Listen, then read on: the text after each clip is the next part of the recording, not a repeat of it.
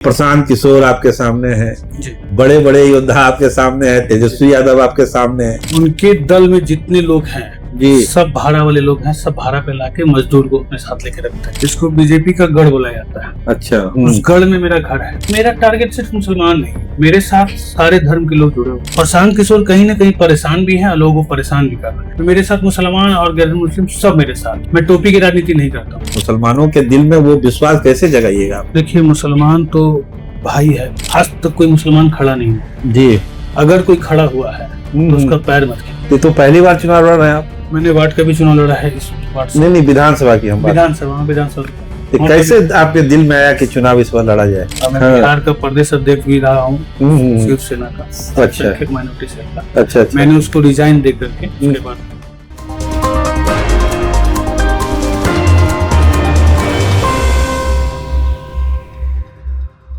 बांकीपुर उपचुनाव में बड़े बड़े महारथी उतर चुके हैं। सबकी तैयारी है, सबकी उम्मीद है कि इस चुनाव में फतह हासिल करनी है। तो हमारे साथ भी आज जो लोग बैठे हैं उनको भी उम्मीद है कि बांकीपुर की जनता इस बार वो अपना प्यार, अपना समर्थन उनको देगी। पारस जी की पार्टी, राष्ट्रीय लोक जनशक्ति पार्टी से तनवीर आलम जी खड़े हुए हैं और जो उनकी छवि है, जो लोगों के लिए उन्होंने काम किया है, इस आधार पर उनका दावा है कि बांकीपुर की जनता जरूर इस बार विजय माला उनको पहनाएगी। तो आइए उनसे पूछते हैं कि बांकीपुर के उपचुनाव में क्या होने वाला है और जो उम्मीद है और जो तैयारी है, तमाम चीजों पर जवाब जानने की कोशिश करेंगे। तनवीर जी, आपका बहुत स्वागत है स्टार टीवी बिहार। जी नमस्कार, आपके व्यूअर को भी मेरा नमस्कार। देखिए, हर उम्मीदवार जो चुनाव में उतरता है, एक उसके पास उम्मीद होती है और एक चुनावी गणित होता है। तो आपकी उम्मीद क्या है और आपकी चुनावी गणित आपका क्या है बांकीपुर का इलेक्शन के लिए, हमारे दर्शकों को बताइए। देखिए, मेरा गणित यही है कि पटना में और बांकीपुर विधानसभा में जी, आज से कुछ साल पहले तक, जब तक हम छोटे थे तब भी किसी का नाम नहीं सुने थे कोई मुसलमान कैंडिडेट खड़ा हो। जी, इसको बीजेपी का गढ़ बोला जाता है। अच्छा। उस गढ़ में मेरा घर है। जी, जहाँ हम बड़े हुए, जी, पले बड़े। जी, जी। और कभी ऐसा फील नहीं हुआ कि हम मुसलमान हैं, आप हिंदू हैं। अब हम दोनों साथ बैठे हुए हैं। जी, बैठे। कहीं कोई ऐसा हम लोगों को घृणा नहीं, साथ में बैठे हुए। लेकिन मुसलमान को हमेशा घृणा की नजर से देखा गया। जी, तो मुसलमान के साथ आप उठ रहे हैं, बैठ रहे हैं, सब सारा बिजनेस कर रहे हैं, लेकिन मुसलमान के साथ घृणा की। तो यही सब मुद्दा मतलब है। आप कैसे इसको तोड़िएगा? ये जो आप परसेप्शन बता रहे हैं मुसलमानों को लेकर, जो परसेप्शन है, इसको कैसे तोड़िएगा इस चुनाव में? मेरा टारगेट सिर्फ मुसलमान नहीं है, मेरे साथ सारे धर्म के लोग जुड़े हुए हैं। ठीक है।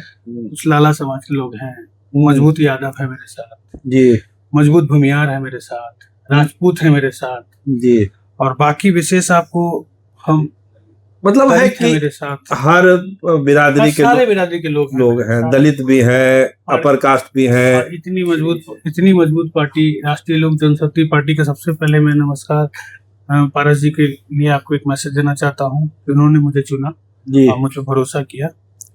और मैं ये चाहता हूँ कि पारस जी के जितने लोग हैं उन लोग भी बहुत मेहनत कर रहे हैं कि हम जीते।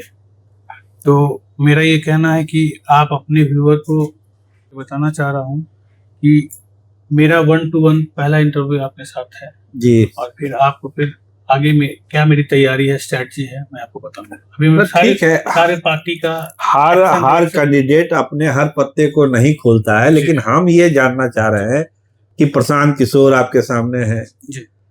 समझिए कि अभिषेक बंटी तो नहीं, हम सम्राट चौधरी ही मानते हैं कि सम्राट चौधरी आपके सामने है। बड़े बड़े योद्धा आपके सामने है, तेजस्वी यादव आपके सामने है।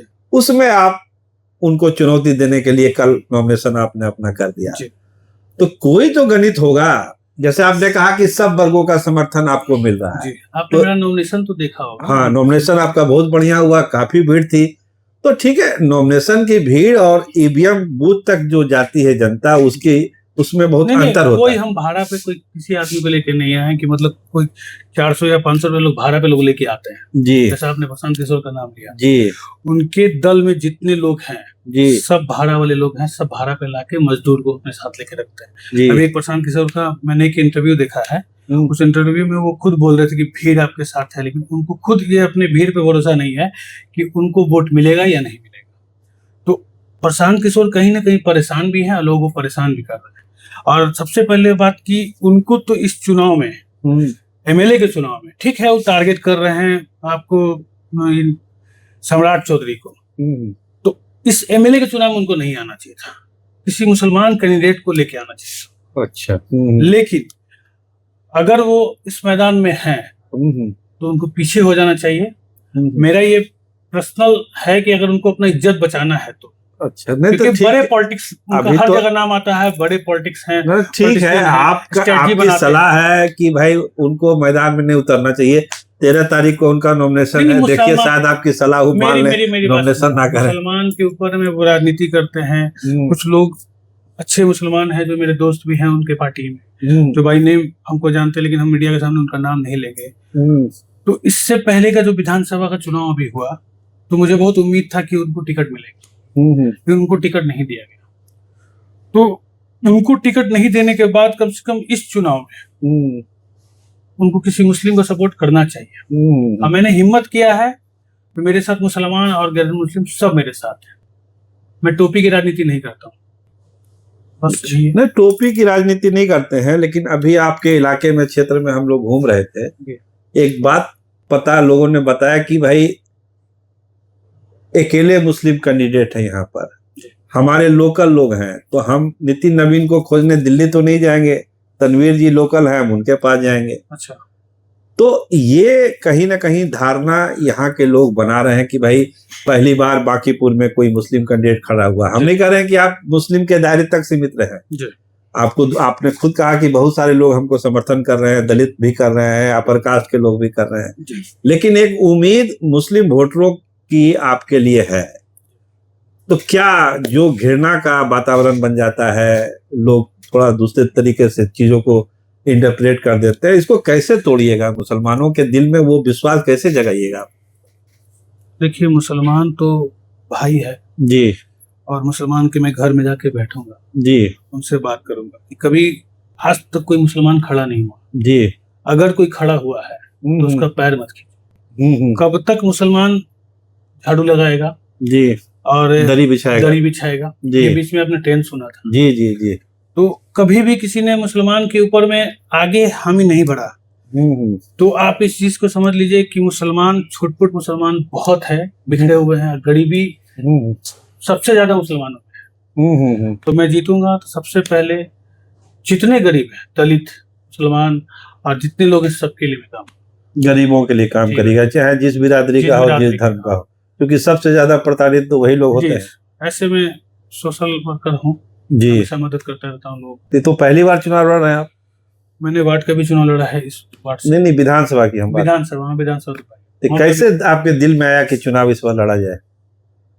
मैं थोड़ा सा पॉलिटिक्स में रहता हूँ, देखता रहता हूँ पॉलिटिक्स में क्या है। मैं बिहार का प्रदेश अध्यक्ष भी रहा हूँ शिवसेना का, माइनॉरिटी सेल का। अच्छा, मैंने उसको रिजाइन दे करके उसके बाद ज्वाइन किया। चलिए, तो बहुत बहुत शुभकामना आपको इस बड़े जंग के लिए।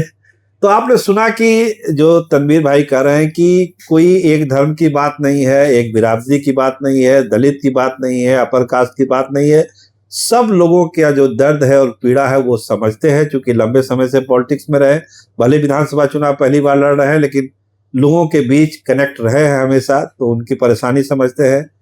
और प्रशांत किशोर को लेकर उनकी एक सलाह है कि वो चुनाव ना लड़े तो बेहतर है, और कहिए कि एक तरह से प्रशांत किशोर का समर्थन मांगा कि उनको चाहिए कि समर्थन तनवीर भाई को करें। तो देखिए क्या होता है, अभी तो लंबी लड़ाई है, अभी काफी दिन है वोटिंग में, 30 तारीख को मतदान होना है। ज्यादा से ज्यादा मतदान आप लोग करिए, बांकीपुर के लोग, ये हम लोग की भी अपील है, तनवीर भाई की भी अपील है कि सब लोगों को अपना मतदान करना चाहिए, वोट का अधिकार है। तो लड़ाई दिलचस्प होगी तनवीर भाई के आने से, चूंकि अकेले मुस्लिम प्रत्याशी अभी तक नजर आ रहे हैं, तो स्वाभाविक है कि ये गुलबंदी मुसलमानों की उनके पक्ष में हो सकती है। दूसरे लोग भी आ सकते हैं। जैसे जैसे चीजें आगे बढ़ेगी हम आपको अपडेट करेंगे। एक बार फिर इनसे जुड़ेंगे हम लोग 10 दिन के बाद कि क्या महसूस कर रहे हैं और अपने आप को चुनाव में कहाँ पा रहे हैं। कैमरामैन विमल यादव के साथ मैं सरोज सिंह, धन्यवाद, नमस्कार।